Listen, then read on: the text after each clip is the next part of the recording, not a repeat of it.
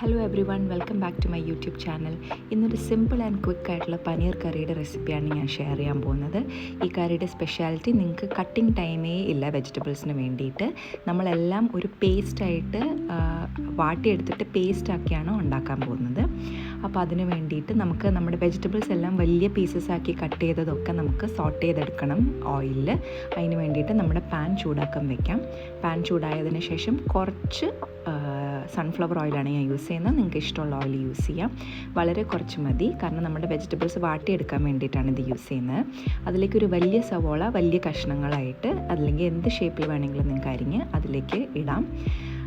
അതിനോടൊപ്പം തന്നെ നമുക്ക് അപ്പം തന്നെ ഒരു 4 അല്ലി വെളുത്തുള്ളി, ഒരു ചെറിയ കഷ്ണം ഇഞ്ചി, ഇത്തരം സാധനങ്ങൾ ഇട്ടിട്ട് നല്ലോണം വാട്ടിയെടുക്കാം. അത് വാടാനായിട്ട് ഫാസ്റ്റായിട്ട് വാടാൻ വേണ്ടിയിട്ട് നമുക്ക് കുറച്ച് ഉപ്പും കൂടെ ആഡ് ചെയ്ത് കൊടുക്കാം.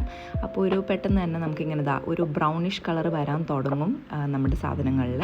അതാണ് നമ്മുടെ സമയം. അപ്പോഴത്തേക്ക് നമുക്ക് ഒരു വലിയ തക്കാളിയും ഇതേപോലെ വലിയ പീസസ് ആക്കി അരിഞ്ഞ് അതും ഇതിലേക്ക് ഇടാം. ഇനി നമുക്കിതെല്ലാം നല്ലോണം വാട്ടിയെടുക്കാം.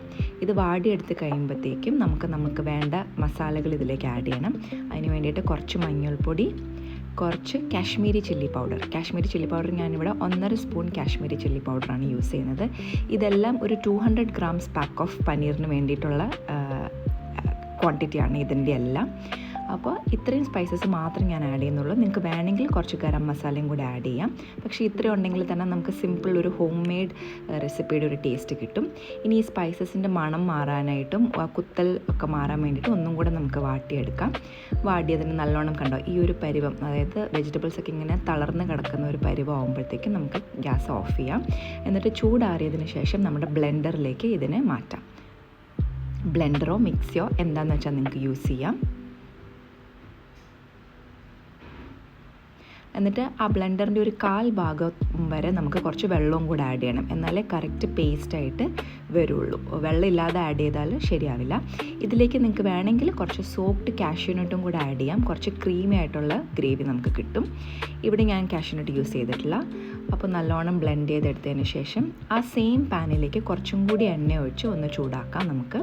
എന്നിട്ട് ഞാൻ നേരത്തെ പറഞ്ഞ പോലെ 200 ഗ്രാംസ് ഓഫ് ഫ്രോസൺ പനീറാണ് ഞാനിവിടെ യൂസ് ചെയ്തിരിക്കുന്നത്. ക്യൂബ്സ് ആയിട്ട് കട്ട് ചെയ്തത്. അത് ഈ ഓയിലിലേക്ക് ഇട്ടിട്ട് ഒന്ന് ജസ്റ്റ് ഫ്രൈ ചെയ്തെടുക്കാം. ഇത് പനീറിനെ നല്ലോണം സോഫ്റ്റ് ആക്കും. ഡയറക്റ്റ് കറിയിലേക്ക് ഇടുന്നതിനും ഇങ്ങനെ ഒന്ന് ഫ്രൈ ചെയ്തെടുത്താൽ നല്ല സോഫ്റ്റ് ആവും പനീർ. അതിലേക്ക് ക്യാപ്സിക്കം കൂടെ സ്ക്വയറായിട്ട് അരിഞ്ഞത് അതും കൂടെ നമുക്ക് ആഡ് ചെയ്യാം. അപ്പോൾ ക്യാപ്സിക്കത്തിൻ്റെ ഒരു റോ ടേസ്റ്റ് പോകണം. അതിന് വേണ്ടിയിട്ടാണ് നമ്മളിത് ഇങ്ങനെ സോട്ട് ചെയ്തെടുക്കുന്നത്. അപ്പോൾ ഇത് രണ്ടും സോട്ടായി വരുന്നവരെ നമുക്ക് വെയിറ്റ് ചെയ്യാം. വേണമെങ്കിൽ നിങ്ങൾക്ക് മഷ്റൂമും ആഡ് ചെയ്യാം ഈ സ്റ്റേജിൽ. ഇതിലേക്ക് ഞാൻ ഗ്രീൻ പീസ്, എപ്പോഴും നിങ്ങളുടെ ഫ്രീസറിൽ കുറച്ച് ഫ്രോസൺ ഗ്രീൻ പീസ് വെക്കുന്നത് നല്ലതാണ്. നമുക്കിങ്ങനെ ഈസിയും ക്വിക്കായിട്ടുള്ള കറിയിലേക്കൊക്കെ അത് ആഡ് ചെയ്യാൻ പറ്റും. ആ ഫ്രോസൺ ഗ്രീൻ പീസിന് വളരെ ചെറിയ കുക്കിംഗ് ടൈമേ ഉള്ളൂ. അപ്പോൾ ഈ ഒരു ടൈമിൽ ഇത് ആഡ് ചെയ്താൽ മതി. എന്നിട്ട് ജസ്റ്റ് ഒന്ന് സോട്ട് ചെയ്തെടുക്കാം. അതിലേക്ക് നമ്മൾ നേരത്തെ ഉണ്ടാക്കി വെച്ച പേസ്റ്റും കൂടെ ആഡ് ചെയ്യുക.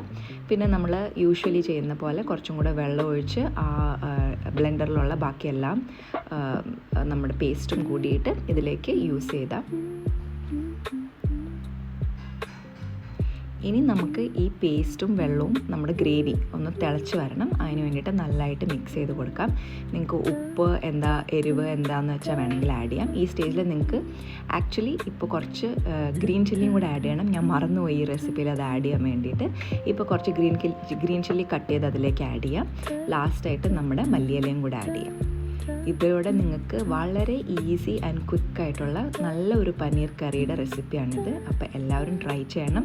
നിങ്ങൾക്കിത് ചപ്പാത്തിയുടെ കൂടെയോ അല്ലെങ്കിൽ റൈസിൻ്റെ കൂടെയോ എന്തിൻ്റെ കൂടെ വേണമെങ്കിലും കഴിക്കാം. Thank you very much.